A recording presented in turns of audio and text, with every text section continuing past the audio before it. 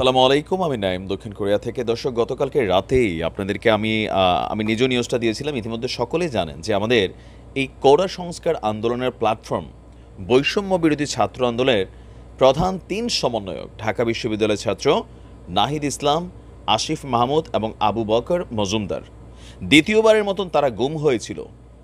কারণ তাদেরকে যখন নিয়ে গেছে তখন কোনো পরিচয় দেওয়া হয় না, সাদা পোশাকধারী। তো যাক, আলহামদুলিল্লাহ ৩ জনকে পাওয়া গেছে।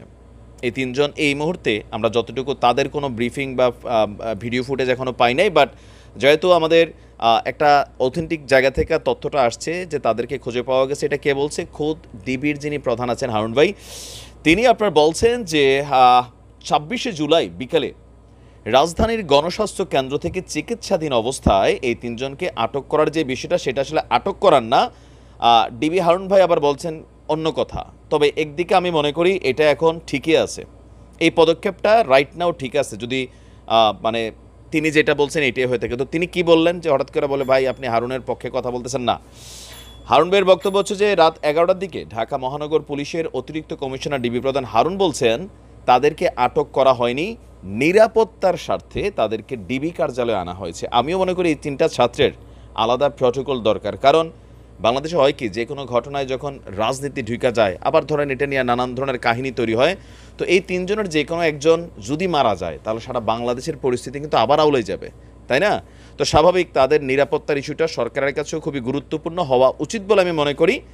আর যেহেতু তাদেরকে নিয়ে আসছে, তবে এই সিস্টেমে নিয়ে না আসা যাদেরকে পাঠাইছেন তাদের আর একটু দায়িত্ব জ্ঞানের দরকার ছিল, যে ৩ জনের পরিবারের সাথে কথাবার্তা বইলা যে দেখেন, যেহেতু এই ৩ জন খুবই গুরুত্বপূর্ণ একটা অবস্থান এই মুহূর্তে তাদের আছে, এর আগেও তারা একবার গুমও হয়েছিল, তো তাদেরকে বা কাহারা নিছে ওইটা নিয়ে কিন্তু আমরা কোনো ধরনের স্বীকারোক্তি ডিবি বা আমাদের অন্যান্য যেই গোয়েন্দা সংস্থাগুলো আছে তাদের কাছ থেকেও পাই নাই, তাই না?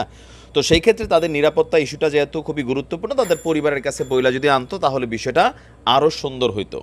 তো আমরা যদি দেখি যে সর্বশেষ বক্তব্য হচ্ছে যে ২৬শে জুলাই রাজধানী গণস্বাস্থ্য কেন্দ্র থেকে চিকিৎসাধীন অবস্থায় এই ৩ জনকে আপনার ডিবি নিয়ে গিয়েছে নিরাপত্তার খাতিরে, যেন কোনো ধরনের কোনো ঝামেলায় না পড়ে। তো সমন্বয়ক হাসনাত আবদুল্লাহ তিনি আপনার গণমাধ্যমকে বলছেন বিকাল ৪টার দিকে আইনশৃঙ্খলা বাহিনী পরিচয়ে ৩ জনকে রাজধানীর গণস্বাস্থ্য নগর হাসপাতাল থেকে নিয়ে যাওয়া হয়।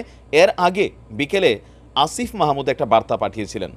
এতে তিনি বলেছিলেন, গণস্বাস্থ্য হাসপাতালে ভর্তি অবস্থায় আমাকে, নাহিদ আর বাকেরকে গৃহবন্দী করেছে আইনশৃঙ্খলা বাহিনীর পরিচয় দেওয়া ব্যক্তিরা। এই জায়গাটা তো অলওয়েজ ভেজাল, যেন আমরা পরে শুনি কি ডিবি বলে যে না ডিবির পোশাকধারী, আবার কিন্তু এরকম ঘটেও ভুয়া পুলিশ, ভুয়া ডিবি বাংলাদেশের বিভিন্ন জায়গায় কিন্তু আটকও হয়।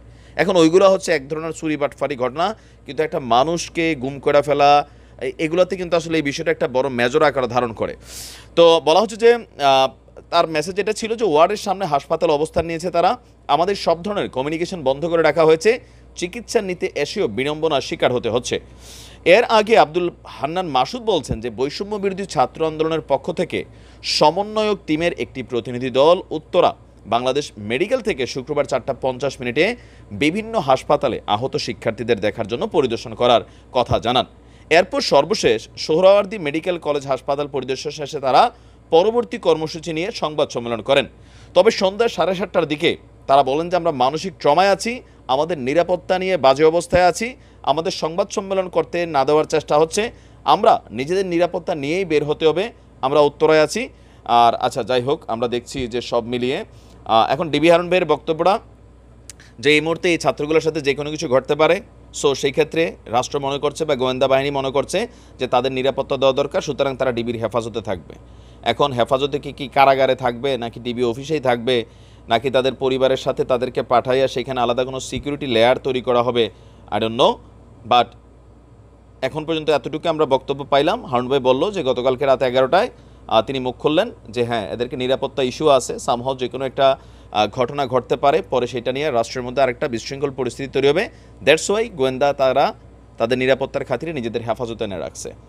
তবে আমিও যে বললাম না, যে কোনো কাজ করার আগে একটু মাথা গরম করলে হবে না, পরিবারের ইনফরমেশন দিয়ে যে আপনাদের ছেলেদের নিরাপত্তা ইস্যু আছে, সমস্যা আছে, আমরা আপাতত নিয়ে হেফাজতে রাখি, বা আমাদের আন্ডারে থাকুক, অথবা যে কোনো একটা জায়গায় ডিবির, হ্যাঁ, যে পরিবার জানবে আমার বাচ্চাগুলো এখানে আছে, যারা ছাত্র আন্দোলনের সাথে কানেক্টেড তারাও জানবে যে না পুলিশ কত সুন্দর কাজ করতেছে।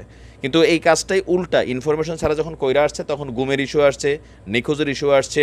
কারণ এর আগেও এই 3টা ছাত্র সেমই হয়েছে, যাদেরকে নিয়ে মারছে, পিটাইছে, ইঞ্জেকশন দিয়ে বেহোশ করে রাখছে, কিন্তু সেইটার কোনো রকম স্বীকারোক্তি কিন্তু কেউ দেয় নাই, কে বা কারা। আর যারাই প্রত্যেকবার আসছে তারা কিন্তু একই কথা বলছে যে আইনশৃঙ্খলা বাহিনীর লোক ডিবি পরিচয় দিয়া, গোয়েন্দা পরিচয় দিয়ে কিন্তু নিয়ে গেছে।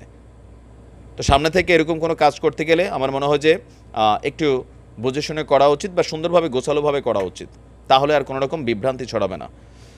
তো আমরা আশা করি নাহিদ, বাকের, আসিফ যারা আছেন তারা নিরাপদ থাকবেন, সুস্থ থাকবেন। আর দেখা যাক পরবর্তী পরিস্থিতি কোন দিকে যায়। ভালো থাকুন, আসসালামু আলাইকুম।